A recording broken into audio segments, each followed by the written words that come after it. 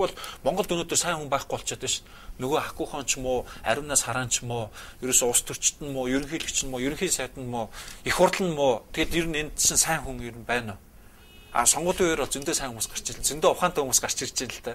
Тэгээд тийм хүмүүс нь ухаантай байхаас гадна бас эргээд тодорхой зүйл хийгээд, тодорхой асуудал шийдээд, тодорхой араас хүмүүсийг ингэж хүчж одоо юу гэдэг уриалдаг, дууддаг ийм зүйлүүд нь бас их байхасаа гэж ингэж боддог.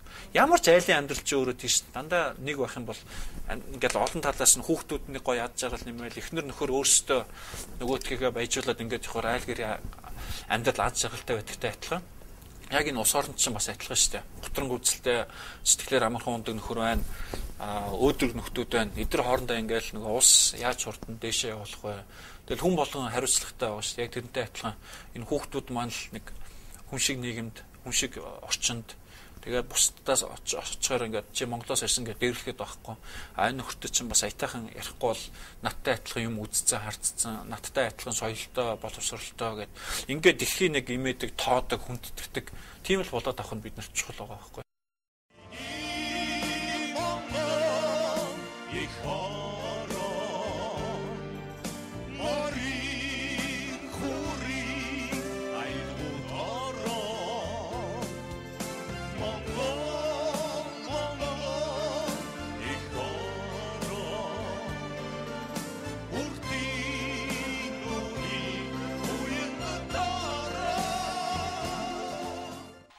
Баярлалаа. Сайхан бидэг. Балхчавын зохиолсон манай Дашкагийн дуулсан уртын дууны уянга торон энэ бол үнэхээр агуу гайхамшигтай дуу. Тэгээ энэ дууг Дашкатай хамт дуулах юмсан гэсэн бас удаан хугацааны мөрөөдөл юм. Энэ сайхан үзэгчдийн өмнө энэ болцоог олгосон Дашкатай их баярлалаа. Энэ зам бол мэдлийн тийм гоё. Одоо ажилтаа зам гэж хэлэх юм уу да. Нодлонгоо бодвол нодлон чинь жоохон уйтгартай талтай нөгөө элдв спортын том одоо ингээ Европын аварга хилчлээ хөлбөмбөгийн 108 сараас эхлээд олимпийн том тоглолт эхэлнэ.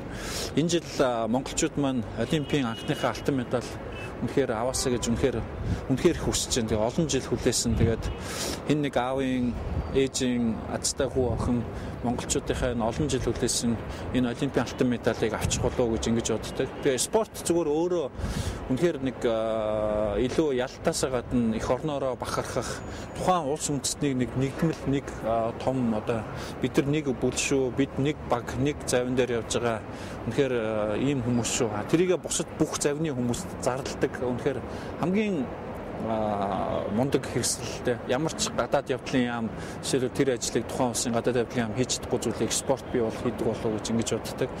Тэгээд гадна зарим улсад явж байхад тэгэхээр атаархмаар тэр сэтгэл төрж байгаа. Би 2006 онд Германы дэлхийн аварга үеэр бас яг тэр үед нь явуулсан те гудамжиндаа хүмүүс нь гараад усын шигшээ нь хожсны дараа тэр оройжонго бүх машин нь сигналдаад хүмүүс нь туг талбайтаа гарч жигсцгээгээд танихгүй хоёр хүн гудамжинд бие биега тэрч авч үнсэл тэгээ хамгийн гоё төрийн дууллаа бүгдээрээ дуулцгаа те тэгээд ирэхээр зэрэг бас ингээд өмнөөс нь баярлж байгаа мөртлөө дотроо дандаа тийм атгах сэтгэл төрдөг байхгүй.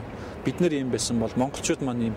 Тэгээд нэг монгол хүмүүс дутаад байгаа даа шүү дээ. Одоо ингээ бүхий өргөн дээр сая ингээл шигшээ мэгшээгийнх нь хаалц тудаан мурлан игээд ирээл Азийн боксын аварга мавгаар ингээл яг монголчууд ингээд орлоод ирэхэд ямар гоё сэтгэл төрдөг. Манай залуучууд маань жишээлбэл төрийн дуулынхаа үгийг мэддэг болов гэж тийм ээ. Дуулахад бэлэн болов. Энийг хүн болгон бодож үзээсэй гэж би бас жишээлбэл боддог. Сая Оросын хоккейний баг дэлхийн аварга болоход тэр NHL-д Хойд Америкийн хоккейн лиг тоглож байгаа Оросын өөрийнх нь легионерууд төрийнхаа талбайг ингээд телевизэн дэлгэцэн дээр орилоо дуулж байгаа байхгүй. Тэр бол бас үнэхээр агуу. Тэгээд Монгол улсынхаа төрийн дуулыг залуу хүн болгон мэддэг байгаас хаанч байсан гэсэн тий. Тэгээд би өөрөө анх нөгөө 2002 онд Америкээс ирчээл Маадан болонгууд нөгөө тент хүмүүс айгүйх тэгдэг ингээд төрийн талбайгаа унжуулдаг. Тэгээ анхны бас тэрийг гэрийнхаа балкон дээрээс унжуулсан л да. Тэгээд нөгөө зайсангаас идэр ингээд айгүй сайн харагдуулаа. Тэгээ одоо ингээд харахаар наадам мадмар айгүйх тийм төрийн талбай унжуулдаг болцсон байлээ. Тэгээд машинууд дээр нөгөө талбайгаа хадаж явдаг. Тэгээ юу гэхээр монгол хүмүүст бол ингээд эх орноороо бахархах, би монгол хүн гэж хэлэхээрээ бахархдаг тэр сэтгэл бол диктэторгүй байгаа. Бид нар ч өөрөө 70-80 жил өөрөө нөгөө хоёр том хөршөөс болоод геополитикийн том бодлогоос болоод нэг пан-монголизм гэдэг нэг Монгол Чингис хаан гэдэг дандаа даруулаад ирчлээ ш. Тэр нь бас нэг жоохон юмд нь орсон. Тэгээд Монгол хүмүүс бол юмараа бол багцах хэрэгтэй. Монголчууд гэдгээр энэ эргэн тойрон байгаа 10 сая монголчууд Монгол хүн гэдгээр бол багцах л ёстой гэж ингэж боддог. Тэгээд энийг нь өөрөө спорт бол үнэхээр авчирч чаддаг. Тийм учраас илүү манайхан чинь нөгөө багийн төрлийн спортонтой ер нь жоохон тааруул шүү дээ. Ягаад тэгэхээр нөгөө баг болж тоглоно. Улс төрчин өөрөө бас яг адилхан багийн тоглолт. Тэгээд хитрхи дөрвийн бус тоглолт хийгээд юм уу эсвэл ганцаарч тоглоод авах юм бол зэрэгтэл чи хаяал гараа явчихна тийм үү? Яг тэрнтэй адилхан. Улс төрчин өөрөө бас яг тийм багийн тоглолт. Тэгээд манай дээр хуржсэн нэг гадны хүн хэлжсэн гэсэн. Манайхан ч морь унахтаа мундаг шүү дээ. Тэгээ морь унаад нөгөө поло гэж спорт гэдэг чинь морин дээр морь унж байгаа л бөмбөг цохол гол идэг. Тэрийг үзчихсэн гадны би бол тэрийг үнэн хэлсэн болоо гэж бодсон. Тэр хүн манайхны поло тоглож байгааг харчаад танайхан морь унахтай өстой мундаг гарамгай юм аа үнэхээр ирэмгүй байна. Гэтэ поло гэдэг чинь багийн спорт ч гэж хэлсэн гэж. Манай нөхдөд ганцаараа нэлээд авч дахиж зогсон юм шиг байгаа юм л та. Яг тэр багийн тоглолтыг эрхэмлэн гэдэг маань бүх салбар дээр одоо телевиз, медиа зэнэтрич хэлдэггүй ерөөсөө ингээл бүх салбар дээр ингээд бодоод үзтээ. Нэг хамт олон, нэг баг байж чадчих. Тэнд хамт олон, тэнд халуун дулаан уур амьсгал үүссэн ямар ч төрийн хувийн хэвшлийн ямар ч байгууллага дээр ажлын үр дүн, ажлын амжилт үнэхээр шал өөр байдаг. Тэгээд тийм учраас бид нар нөгөө олон жил монголчууд маань нөгөө нүүдэлчин, туурчин нөгөө тэр утгаараа явсан гэдгээрээ дандаа ингээд биеийг амигаа аргалаа сурцсан. Ганцаараа ингээд одоо ч хоосон хонохгүй байхыгаа сурцсан. Эргээд сaaгаад талтайгаа нийлэхээр хэрүүл болцдог, хоорондоо зөрчилдчихдэг, муу хэлдэг те.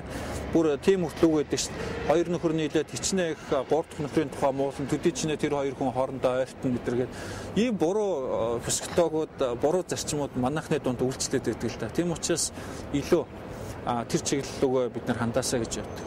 Тэгээ ер нь би гэдэг үг манай энэ нэвтрүүлгийн нэр гэдэг өөрөө айгүй утга учиртай нэр болоо гэж боддог. Одоо жишээлбэл англи хэлээр ярьдаг бүх үндэстнүүд би гэдэг үгийг одоо аа игээд тэр үсгийг бол томоор бичдэг. Бид нар бол яадаг үлээ өгүүлбэрийн донд орсон биеийг бол тэгээд жижигээр бичээ явдаг ш. Хувь хүнийг тэгж өргөж өгөөд хувь хүн өөрийгөө тэр зүгээр бичгээсээ авахуулаад ингээд би гэдгийг тэр өндөр тавьсан нийгэм нөгөө эргэн баян бол улс баян гэдэгтэй адилхан хүн хүчтэй бол төрн хүчтэй гэж үздэг нийгэмд үнэхээр би гэд бие бинийгээ бол эргүүлж хүндэлдэг. Манайх нөгөө жижигээрээ биччихэл чи юу гээл золгийг гээд улам доошоо дараад идэг жишээ. Тэгээ энэ хандлаганаасаа тэгээд нэг нөгөөхөө тухай сайн юмд бид нар айгүй харам. Би энэ урам өгөхтэй айгүй дургу амжилт гаргасан нэг одоо ингээл тэр нэг сошиороо өдргээл явж штэ. Бас фэнүүд байхаас гадна хичнээн хүмүүс дургу байна тийм ээ. Ягаад тэгэхээр нөгөө нэг том биегээс нь манайхан дургу нь хурж байгаа болов уу гэж ингэж боддог л та. Бид нар бол аль нэг байдлаар цойлцсон нэгнийг бол дэмжээл тэрийг юу ягаал явж байгаа хэрэгтэй. Хакуухоо өдргээл тийм ээ. Ингээд тэр арлын оронд яаж байгаа бүх бүхчүүдийг тэд нар бол би гэдэг үгээ айгүй томоор сэлж байгаа тийм залуучууд болов уу гэж би ингэж боддог. Яг тэрнтэй адилхан ингээд бие биенийхээ биеийг ягаа. Тэгээ бие биенийхээ тухай дандаа их сайхан ярьж байгаасаа манайхан чинь хүнийг үхчээж магтуулах хэрэгтэй болж авах юм биш үү тийм ээ. 100-ны шилдэг дойрчнаас 100-ны шилдэг